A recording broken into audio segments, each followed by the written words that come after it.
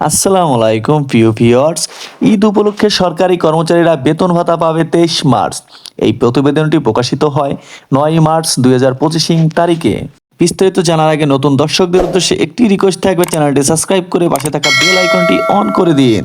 ঈদ উল ফিতর উপলক্ষে সরকারি কর্মকর্তা কর্মচারীরা চলতি মাসের বেতন ভাতা পাবে 23 মার্চ। আর অবসরপ্রাপ্ত পেনশনাররা একই দিনে তাদের অবসর ভাতা পাবে। আজ রোববার অর্থ মন্ত্রণালয় অর্থ বিভাগ থেকে এই সংক্রান্ত চিঠি হিসাবে মহানিয়ন্ত্রক এবং কন্ট্রোলার জেনারেল ফাইন্যান্স ও অতিরিক্ত মহাপরিচালককে অর্থ পাঠানো হয়েছে।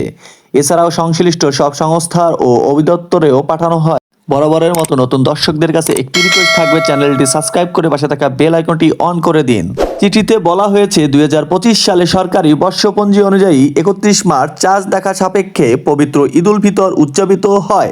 বিধায় সরকার এই সিদ্ধান্ত গ্রহণ করেছে যে সরকারি, আধা সরকারি ও স্বায়ত্তশাসিত প্রতিষ্ঠান কর্মরত কর্মকর্তা ও কর্মচারী, গ্যাজেট ও নন গ্যাজেট, সামরিক এবং কমিশনড ও নন কমিশনড কর্মকর্তাদের 2025 সালে মাসে বেতন ভাতা 23 মার্চ দেওয়া হবে।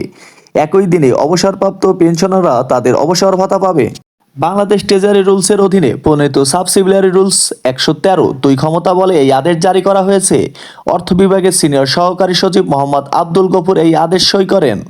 বরাবরের মতো নতুন দর্শকদের কাছে একটি রিকোয়েস্ট থাকবে, আমাদের চ্যানেলটি সাবস্ক্রাইব করে পাশে থাকা বেল আইকনটি অন করে দিন, যাতে নতুন তথ্যগুলো আপডেট পেতে সবার আগে।